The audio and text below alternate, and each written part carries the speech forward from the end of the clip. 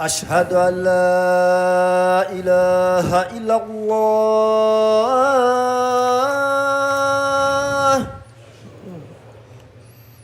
أشهد أن لا إله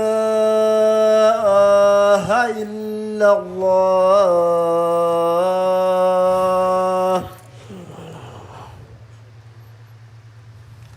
أشهد أن محمد رسول الله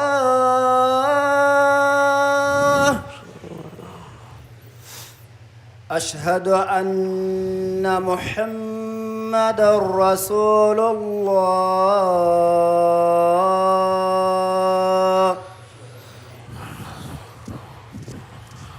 حي على الصلاة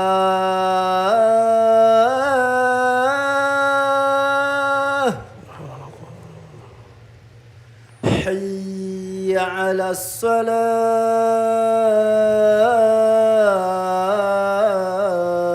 الصلاة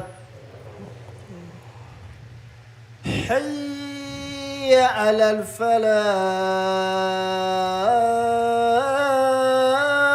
الفلاح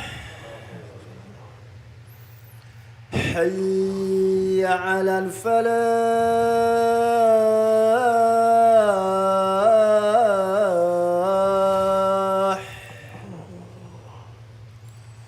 الله أكبر الله أكبر لا إله إلا الله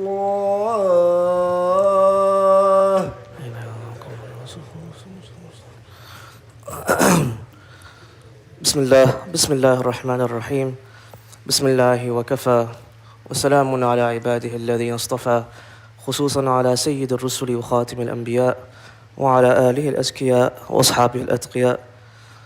قال الله تعالى في القرآن الكريم بعد أن أقول أعوذ بالله من الشيطان الرجيم بسم الله الرحمن الرحيم يا أيها الناس اتقوا ربكم الذي خلقكم من نفس واحدة وخلق منها زوجها وبث منهما رجالا كثيرا ونساء واتقوا الله الذي تساءلون به والأرحام إن الله كان عليكم رقيبا يا أيها الذين آمنوا اتقوا الله وقولوا قولا سديدا يصلح لكم أعمالكم ويغفر لكم ذنوبكم ومن يطع الله ورسوله فقد فاز فوزا عظيما. أما بعد فإن أصدق الحديث كتاب الله وخير الهدي هدي محمد صلى الله عليه وسلم وشر الأمور محدثاتها وكل محدثة بدعة كل بدعة ضلالة وكل ضلالة في النار. وقال عليه الصلاة والسلام إنما بعثت لأتمم مكارم الأخلاق رب اشرح لي صدري ويسر لي أمري واحلل عقدة من لساني يفقهوا قولي. There's a very beautiful story that is mentioned in Sahih Bukhari and Sahih Muslim, and it mentions the story of the three men. There were once three men who set off on a journey, and they were traveling, and when it came to being nighttime, they decided to stop to take some rest in a cave. And so these three men, they end up staying overnight in the cave, and when it's time for them to leave the cave, Allah subhanahu wa ta'ala allows a rock to come down that blocks their exit. And so these men are now confused. What do we do? How do we get out of here? No one knows where we're at. And so they think to themselves, what can we do? How can we ask Allah subhanahu wa ta'ala to help us out of this situation? And so the three of them are thinking to themselves, and they say, you know what? Let's make a dua to Allah, but not just any regular dua. Let's make dua to Allah through our actions, right? And so they start thinking of what are some actions that we have done in our life that, we can say, Allah, we did this only for you, and so we need your help right now when no one else can help us. And so they start thinking of certain things that they did, right? And so the first man, he says to himself, he says to the other two that, you know what, I have this habit every single night before I sleep, I give a cup of milk to my parents. This is a habit I've been doing for years, that I go home after work, I milk one of my animals, and I give them a cup of milk every night before I go to sleep. He says, one night, I came home, and my parents were already asleep. And he says, I had this cup of milk, and I was standing there waiting for them to wake up. And he says, my kids were crying, and I was standing there for hours just waiting for them to wake up, and they ended up sleeping the whole night. And he says, Ya Allah, I could have went to my kids, I could have gone to sleep, but out of my love for my parents and for you, I decided to be sincere, and I stayed up all night until they woke up, and I gave them the cup of milk. He says, Ya Allah, if you know I did this only for you, please help us out of the situation. And so they look at the boulder that's covering the cave, and it moves just a little bit, right? And so the second man comes and he says, Ya Rabb, I have a female cousin that I was attracted to for a long time, right? And there were so many times where I wanted to do something haram with this individual, but it never really happened. He says, one time when there was a drought in the land, not a lot of crops were growing, there was no vegetation, no farmland, people were dying out of starvation. She comes to him and she says, you know what? I will do something with you as long as you give me some money, some food.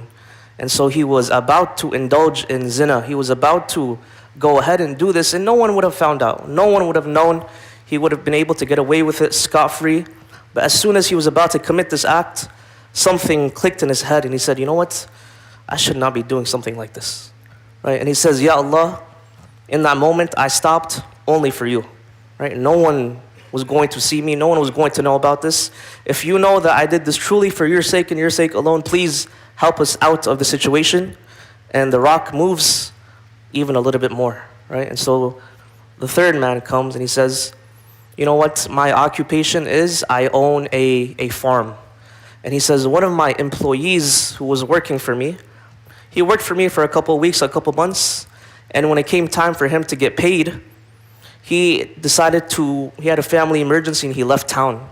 And so his wages, whatever money I owed him, I wasn't able to give him his paycheck. And so years later, this employee comes back to him and he says, you know what, remember I worked for you for a couple months, I never got paid. Do you have that money that you owe me? While the man was gone, this person who owned the farm, this person in the cave, he ended up investing that money. So for example, if it was $1,000, he put that $1,000 into an investment, and that $1,000 turned into 5x, 6x, almost 10x, right? That wealth that he was owed became a huge farm in and of itself, right? And so the man comes back, he says, where's my money at, right? It's time for me to get paid up. And so the man, he points to the neighboring farm. He says, you see all those animals, all that crop, all that huge farm right there? That's actually all yours, right? He could have easily simply give him whatever he owed him, but he gave him something that was worth so much more. And he says to Allah, he says, you know what, we're in this situation, Ya Rabb, we need to get out of this cave. If you know I did this only for you, please help us out of this situation. And so the rock moves even a little bit more, and subhanAllah, they're now able to exit the cave. Why do I tell you this story? In Ramadan, many of the acts of worship that we do are very, very public, very publicized, right? As a group, we're all fasting, everyone knows that. At nighttime, we're all praying together, Taraweeh, we all see each other. But it's very rare, right, that many of us do things in private. One of the worshippers, his name is Abu Yazid, he has a very beautiful statement in Arabic. He says, إِنَّ فِي الطَّاعَاتِ مِنَ الْآفَاتِ مَا لَا تَحْتَاجُونَ إِلَىٰ أَن تَطْلُبَ الْمَعَاصِي. He says that many of our acts of obedience have so many defects that yes, you're praying salah, maybe you're reading Quran, maybe you're donating to the masjid, but there's something there. Maybe your sincerity is off. Maybe your intention is off. To the point where we don't even have to have sins. That our acts of salah, our acts of tilawah, our acts of giving charity have so many deficiencies within them. They're already flawed enough that they would be able to take us to Jahannam, right? May Allah protect us from this. During the time of the Tabi'een, there was a man named Shufay al-Asbahi. Shufay was somebody who never got to meet the Prophet ﷺ, right? He lived after the time of the Prophet ﷺ, and he lived kind of far away from Medina. And so Shufay finally gets the opportunity to go and visit Medina. And as he gets to Medina, he goes into the Masjid of the Prophet ﷺ, and he sees every single person is crowded around one man, right? Crowded around one person. And so Shufay wants to find out who this man is. He gets closer, and he finds out this man is Abu Hurairah, radiyallahu anhu, right? And if the Prophet ﷺ has passed away, you never got to meet him, the next best thing is to meet somebody who's known the Prophet ﷺ, right? If you meet somebody who met the Prophet, who spent a lot of time with him, it's as if you've met the Prophet ﷺ himself. And so Shufay, he goes up to Abu Hurairah, he says, Abu Hurairah, I came from a far land. I want to learn something directly from you. I want to hear something that you heard directly from the Prophet ﷺ. And Abu Hurairah says, okay, I will give you something that has a lot of benefit. And before Abu Hurairah speaks, he ends up, his knees tremble, he starts shaking, and he falls to the floor and he faints for a couple of minutes. He faints for a couple of minutes, and then he finally gets up. And the scholars say that the reason why this happens was because what he's about to say is very heavy. It's very important, right? And so he gets up and he says, the Prophet ﷺ told me that on the Day of Judgment, Allah subhanahu wa ta'ala will be standing waiting to take into account every single person. And the first person he will call on the Day of Judgment to judge them is the person who recited the Quran, the person who memorized the Quran, the Qari', the Hafiz, right? And Allah will call this person and He will say to him, I taught you the Quran, I taught you Allah subhanahu wa ta'ala's message. What did you do with it? How did you benefit from it? And the man will say, Ya Rabb, I recited it all day and all night, right? I tried to teach it to the people, and the Quran made me very busy, and I did this only for you. And Allah subhanahu wa ta'ala and the angels will say to this man, Kadhabt, you have lied. And then Allah will tell the angels, drag this qari', drag this reciter, drag this hafiz, drag this sheikh. He is going to be the first person to enter into Jahannam. Into Jahannam. And Allah will say, the only reason you did this, the only reason you wanted to be a person of the Quran was that so people can say about you, look at his amazing voice, right? Look at the way he recites. Look at how masterful he is in Quran. That's the only reason you did it, right? Allah really knew their intention. And so he will be dragged into the hellfire. The second person that Allah will test on the Day of Judgment is somebody who fought for him, somebody who died in the battle. And Allah subhanahu wa ta'ala will ask this person, why did you go and become a warrior of mine? Why did you decide to fight in these battles? He will say, Ya Rabb, I wanted to be somebody who died for your sake. I wanted to be somebody who is a shaheed, somebody who will be considered a martyr on the Day of Judgment. And Allah subhanahu wa ta'ala will take him and the angels, and they will say again, Kadhabt, you're lying. The only reason you did this was so people could say, look how courageous he was. Look how brave he was. So that after you pass away, people will talk about you for generations. That's the only reason you did it. And the angels will drag him into the hellfire. The third person will be somebody who donated so much money to the cause, to the masajid. And Allah will ask this person, why did you do this? He said, Ya Rabb, you gave me a lot of money. I was independent. I didn't have to ask anyone for anything. And I wanted to help out the different causes in our communities. Allah and the angels will say the same thing to him. Kadhabt, you're lying. You only did this so people could say, you're a philanthropist, you're somebody who's rich, and you did this just for the name, right? And so many times we forget that our actions are not, on the Day of Judgment, our actions are not counted, right? It's not just 1, 2, 3, 4, 5. Our actions are weighed on the mizan, right?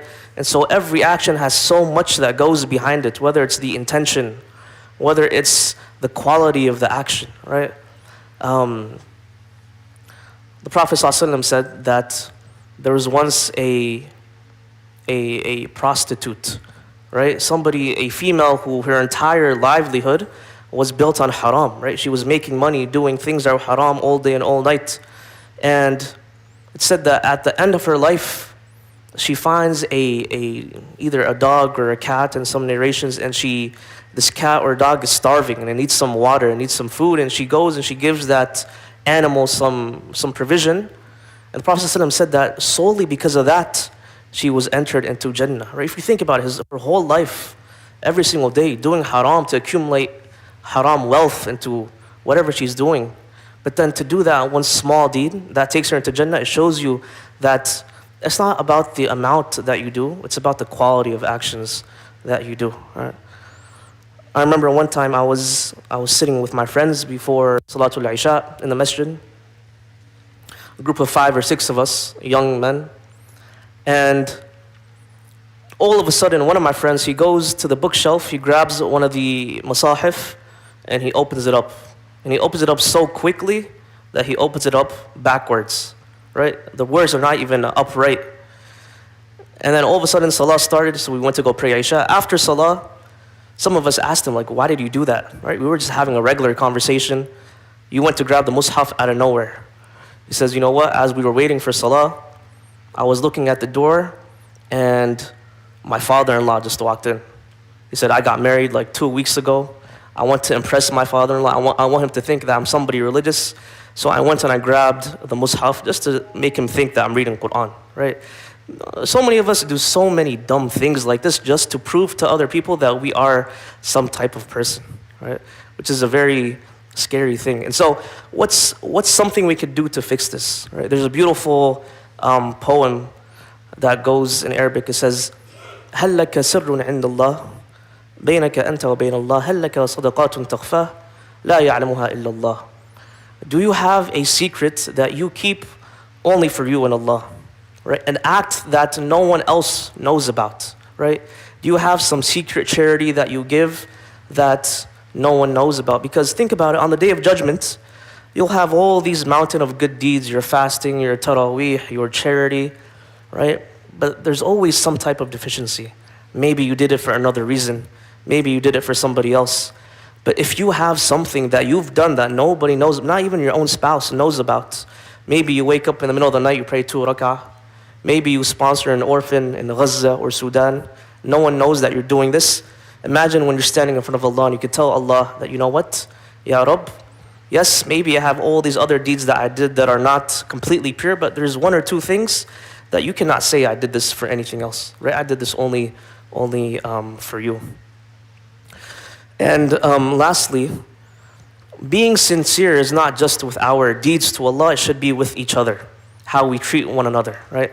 The Prophet ﷺ, he was described as somebody who, you know, when you met him, when he talked to you, when he shook your hand, he would shake your hand, he would look at you in the eye, he would ask how you were doing. Many of us, when we interact with each other, it's like we're saying salam, over here we're looking this way, right? We don't even care about each other. We don't even know what's new with one another. And there's a beautiful story from Amr ibn al-As. Amr ibn al-As was one of these Sahaba that when the Muslims were going to Misr, to Egypt, the Prophet ﷺ put him in command of the army, right? Any Egyptians here, they have a famous masjid in Egypt, Masjid Amr ibn al-As, named after him, right? And so when they get to Egypt and they end up conquering this area, Amr ibn al-As, the Prophet ﷺ puts him in charge of the area. He ends up becoming the governor of this area. And so Amr ibn al-As, he's thinking to himself that, man, the Prophet ﷺ must really like me. I must be one of his best friends. If he made me the leader of the army, he allowed me to be the governor of this area. And so Amr ibn al-As says, you know what, let me ask the Prophet ﷺ who is most beloved to him. Right? So Amr ibn al-As, he goes to the Prophet ﷺ, he says, Ya Rasulullah, who is the most beloved person to you? The Prophet ﷺ responds to him, he says, of course, my wife, Aisha, right?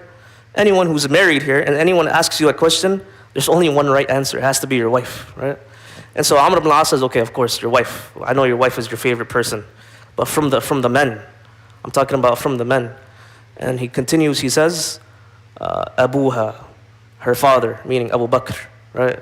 And Amr ibn al-As says, okay, what about after Abu Bakr? I know Abu Bakr, you and him go way back. What about after him? He says, Umar, and Uthman, and Ali, And he keeps on asking, what about next? Every single time he's waiting to hear his name, and he doesn't hear it, right? What's the lesson here? The lesson here is that the way the Prophet ﷺ made him feel was that he was his best friend, right? Even though he really wasn't, but the way the Prophet ﷺ treated him was in a way that Amr ibn al-As said, you know what, I really thought I was going to be the first person that he was going to name. And so, as we go through Ramadan, one of the things we could do is make sure you have a private action that you only do for Allah, right? Also make sure you're somebody who is genuine with people around you. It's very easy to tell when somebody really doesn't care about you, right? And we do this all the time. When you meet somebody, shake their hand, look them in the eye, ask them how they're doing, ask them about their family, right? Don't be just somebody who, just makes conversation just for the sake of it. And so we ask Allah subhanahu wa ta'ala to be from people who are sincere, not just with Him, but with each other as well. Barakallahu li wa lakum fil Qur'an al-azim wa nafa'ani wa iyyakum bil ayati wa dhikr al-hakim. أقول قولي هذا وأستغفر الله لي ولكم ولسائر المسلمين فاستغفروه يا فوز المستغفرين.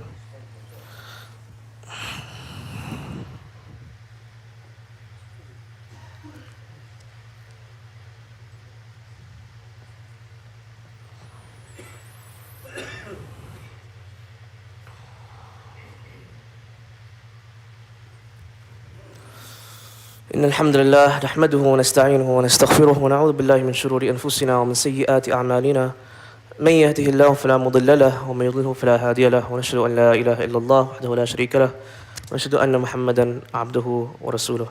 There are a couple examples from the Sahaba that show us how private some of their worship was. There was not from the Tabi'een. There was a person whose name was Ibrahim al-Nakha'i. Ibrahim al-Nakha'i, what he would do was, he was somebody who was very knowledgeable. So people would come and knock on his door and ask him questions about Islam. And so a lot of the times he would be reciting Quran, right, loudly in his house. And whenever he felt that somebody was about to come in and talk to him, he would close his mushaf, because he didn't want people to listen to him. He didn't want people to know that he was reciting Quran, right? There was another person by the name of Abdurrahman ibn Abi Layla. Abdurrahman ibn Abi Layla was somebody who he prayed a lot of tahajjud, right, in his home privately, but no one really knew about it. The same thing, people would come to him to talk to him, to get to know him, to ask him questions. And every time they would come to his room, they were about to enter upon him, as he's praying tahajjud, he would leave his prayer and he would just go to his bed. So much so that everybody in that city would say, Abdurrahman ibn Abi Layla, that guy is always sleeping. He's a lazy bum. He doesn't do anything. All he does is sleep. Every time we go, when we check up on him, we just see him sleeping. But in reality, he just didn't want people to know that he was praying privately to tahajjud. Right? This is beautiful stories from the Salaf that we can learn from. And so we ask Allah subhanahu wa ta'ala to allow us that, as we do all of these good deeds in Ramadan, make it a part of your initiative that, I'm going to add at least one private act that I do, right? Anything. It could be something simple, right? So that on the Day of Judgment, when we are standing in front of Allah and we have all these deeds that we've done, but Allah says that, no, you did this for this person, you did this for that person, we're able to tell Allah that, Ya Rabb, there's one or two things that I've done only for you, and so those deeds will really help us on a day that no one else can help us, right?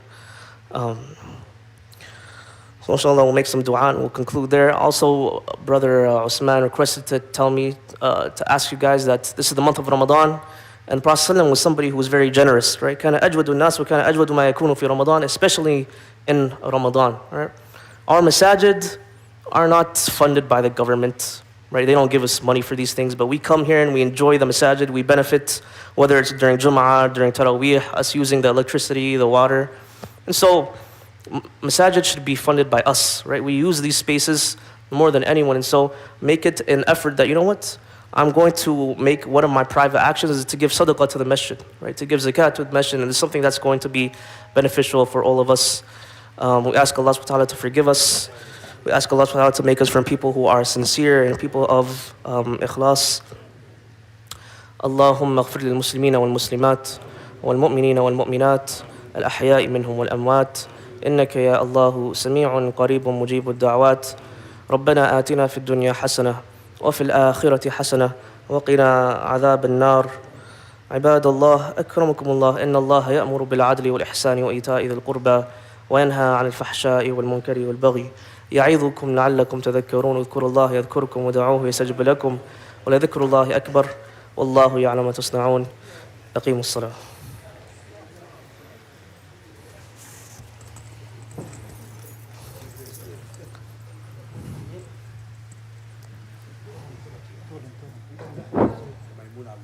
الله أكبر الله أكبر أشهد أن لا إله إلا الله أشهد أن محمد رسول الله حي على الصلاة حي على الفلاح قد قامت الصلاة قد قامت الصلاة الله أكبر الله أكبر لا إله إلا الله لا إله إلا الله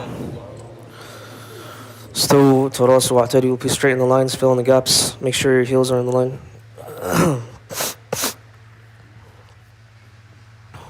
الله أكبر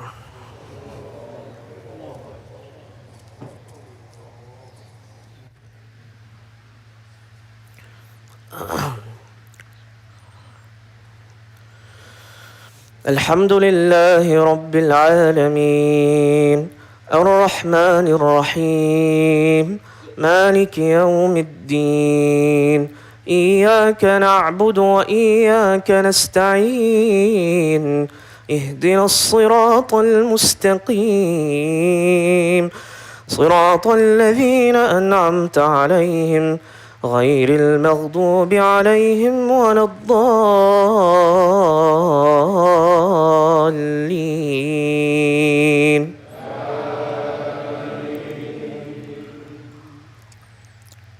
سبح اسم ربك الأعلى الذي خلق فسوى والذي قدر فهدى والذي أخرج المرعى فجعله غثاء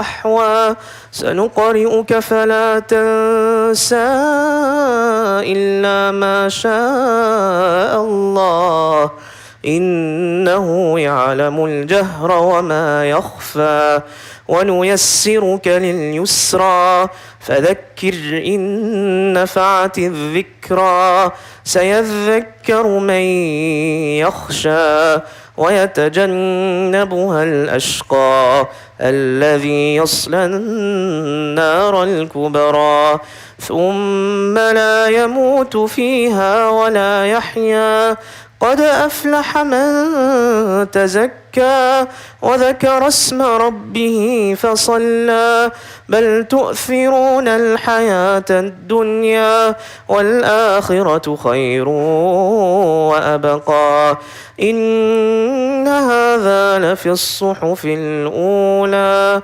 صحف إبراهيم وموسى الله أكبر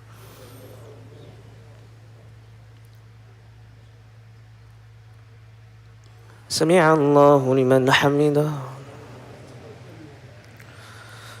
الله أكبر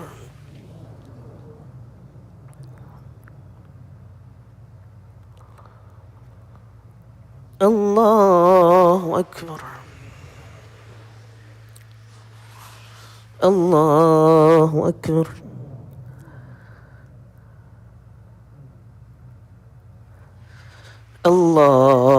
الله أكبر الحمد لله رب العالمين الرحمن الرحيم مالك يوم الدين إياك نعبد وإياك نستعين اهدنا الصراط المستقيم صراط الذين أنعمت عليهم غير المغضوب عليهم ولا الضالين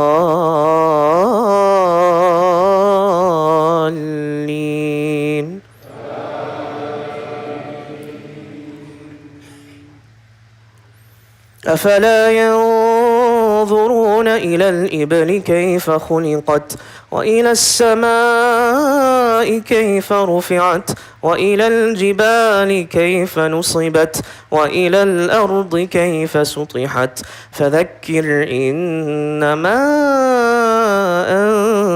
أنت مذكر لست عليهم بمسيطر إلا من تولى وكفر فيعذبه الله العذاب الأكبر إن إلينا إيابهم ثم إن علينا حسابهم. الله أكبر.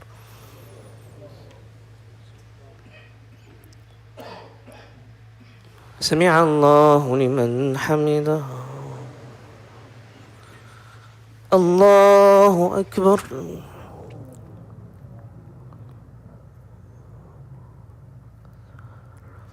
الله أكبر.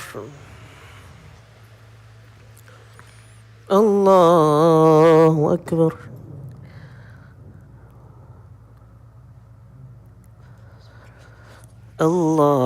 الله أكبر.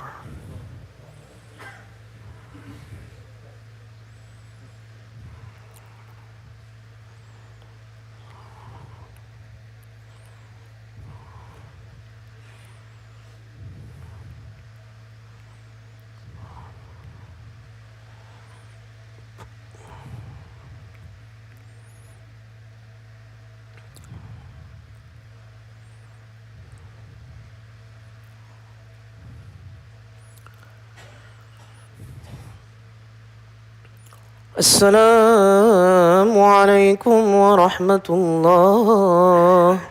السلام عليكم ورحمة الله.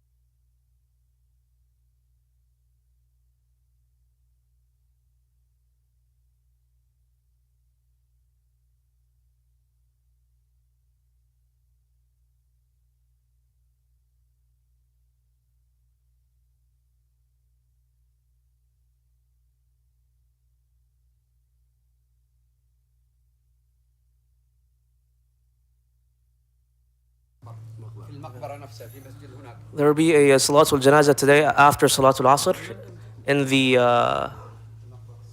the cemetery. In the cemetery, inshallah. Please make sure to attend.